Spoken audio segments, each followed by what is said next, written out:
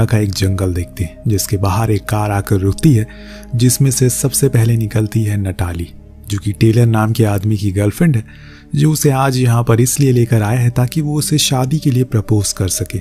दोनों ही बहुत खुश होते हैं, पर यहाँ टेलर नटालिया को जब बताता है कि इस जंगल में बहुत ही कम लोग आते हैं, इसीलिए खास है और हम काफी मजे करेंगे और उन जगहों पर जाएंगे जहाँ आज तक कोई नहीं गया।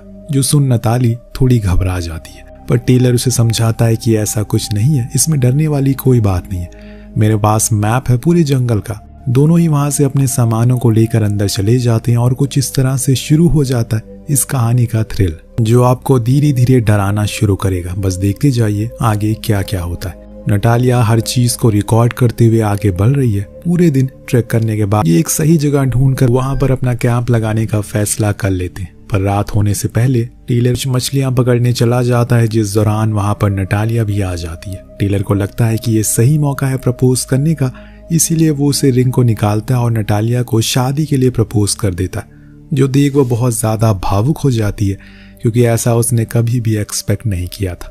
बाद में वो उसकी इस प्रपोजल को एक्सेप्ट भी करती है और फिर दोनों ही एक अच्छा समय साथ में बिताते हैं। रात होने पर टेलर अपने कैंप के पास एक वायर लगा देता है ताकि कोई भी जानवर अगर उनके करीब आए तो उन्हें पता चल सके। लेकिन अब ये दोनों ही सोने के लिए चले जाते हैं, लेकिन फिर देर रात नतालिया को कुछ सुनाई दिया। उसने टेलर को उठाया, पर उसने ये कहकर सोने को कहा, ये जंगल है, यहाँ पर तेज हवाएं चलती है तो ऐसी आवाजें आती रहती हैं। लेकिन दोस्तों कुछ ही देर बाद टेलर को वो चीज सुनाई दी जिसे देखने के लिए वो बाहर गया। वहां उसने देखा कि किसी ने उसके सारे वायर को काट दिया, पर आसपास तो कुछ दिखाई नहीं दे रहा है। कौन कर सकता है ऐसा? क्या कोई जानवर है?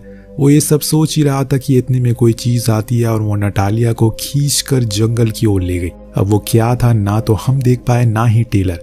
अंधेरे होने के कारण टेलर को ये तक पता नहीं चल सका कि वो कहाँ गई, और उस दिन के बाद से टेलर का मानसिक संतुलन पूरी तरह से हिल गया। लोग उसे पागल कहकर बुलाने लगे क्योंकि वो अजीब अजीब सी बातें करने लगा। आज 12 महीने हो गए उस हादसे को, लेकिन आज भी टेलर की हालत में कोई भी सुधार नहीं आया।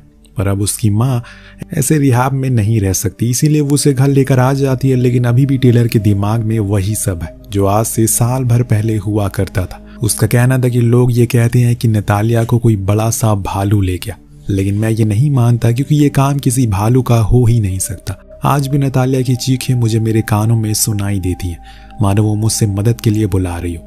जब तक मैं उसे ढूंढ नहीं लेता हूँ तब तक मेरे साथ जो कुछ भी हो रहा है वो ठीक नहीं हो पाएगा। इसीलिए मुझे मेरे सवालों के जवाब को ढूंढने के लिए उस जंगल में जाना ही होगा। उसकी माँ को भी समझ आ चुका है कि उनका बेटा भी ठीक नहीं हो पाएगा जब तक वो अपनी सारी मन की भड़ास को ना निकाल ले।